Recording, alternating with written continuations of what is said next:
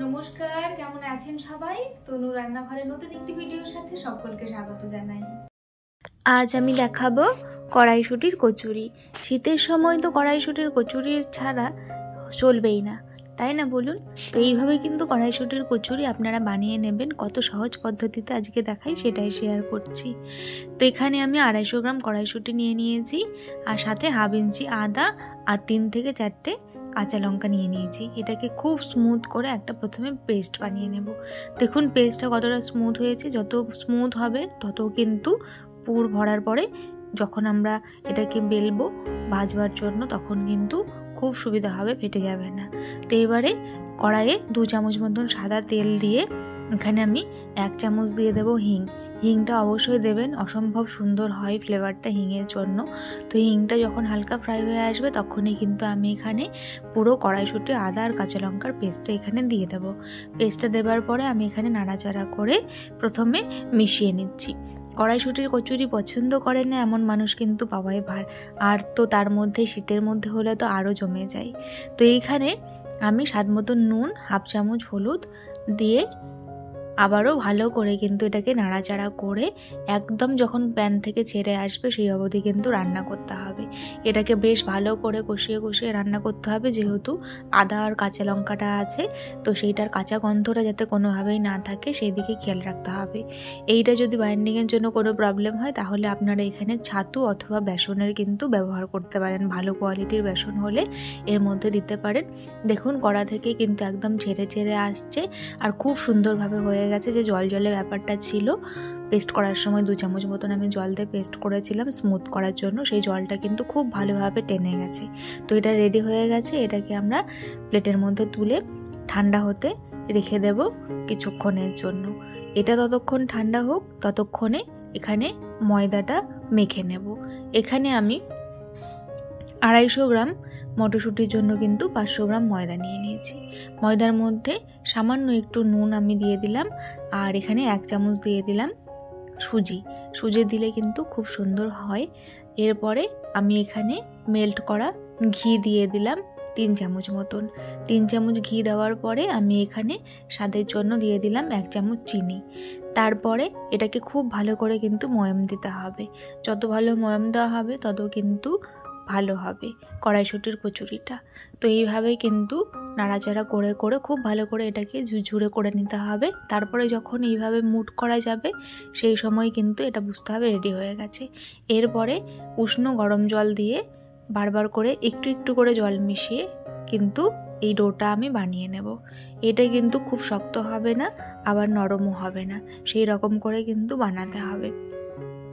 আপনারা এখানে ঘি না দিলে সাদা তেলের ব্যবহারও কিন্তু করতে পারেন, তবে ঘি দিলে আরও বেশি টেস্ট বাড়ে, সুন্দর একটা ফ্লেভার হয়।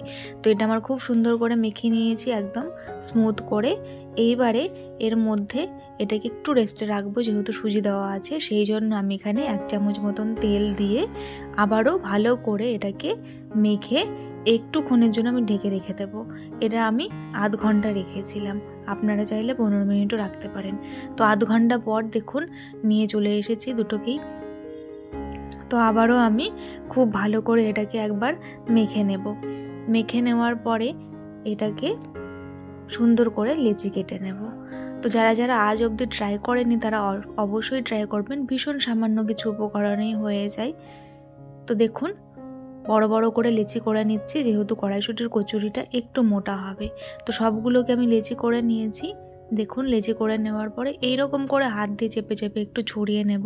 ছড়িয়ে নেবার পরে প্রয়োজন মতন পুর এর মধ্যে আমি ভরিয়ে দেব। ভরিয়ে দিয়ে খুব সুন্দর করে কিন্তু খুব সাবধানে মুখটা কিন্তু খুব ভালো করে কিন্তু এটাকে জোড়া করে দিতে হবে।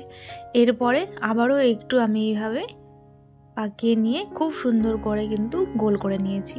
এইভাবেই কিন্তু সবগুলো আমি প্রথমে ভরে নেব কড়াইশুঁটির কচুরিতে, মানে কড়াইশুঁটির পুরটা এই ময়দার মধ্যে আমি প্রথমে এইভাবে সবগুলো রেডি করে নেব, তাতে কিন্তু করতে সুবিধা হবে।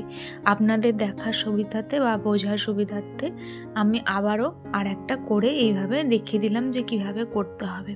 বেশি চাপাচাপি করা যাবে না, এতে কিন্তু বেরিয়ে আসতে পারে, আর বেরিয়ে গেলে কিন্তু ভাজবার সময় প্রবলেম হবে। তো এটাকে মাথায় রেখে করতে হবে। তো সবগুলোকে আমি খুব সুন্দর করে কিন্তু পুরটা ভরিয়ে নিয়েছি, আর একদম পারফেক্ট হয়েছে আমার। 250 গ্রামের জন্য 500 গ্রাম ময়দা নিয়েছি, সবটাই কিন্তু শেষ হয়ে গেছে। এইবারে আপনারা বুঝতেই পারছেন, এইভাবে একটু মোটা করে আমি বেলছি, আর খুব সাবধানে বেলছি যাতে এটা বেরিয়ে না আসে।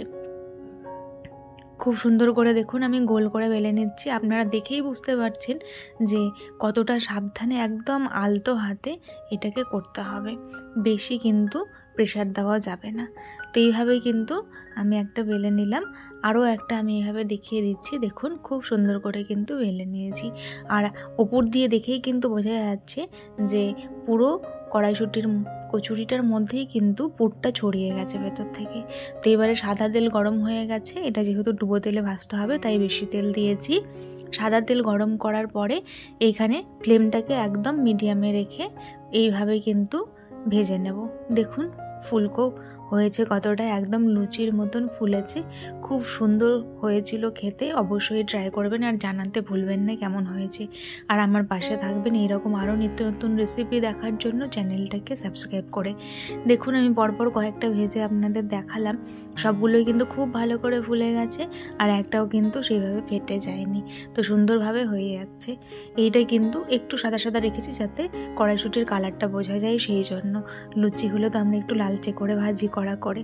তো এটা আমি এবারে সার্ভ করছি। তো এটা আমি আজকে সার্ভ করছি নিরামিষ আলুর দমের সাথে। নিরামিষ আলুর দমের রেসিপি দেওয়া আছে, সেই জন্য আলাদা করে আজকে আমি আর দেখালাম না।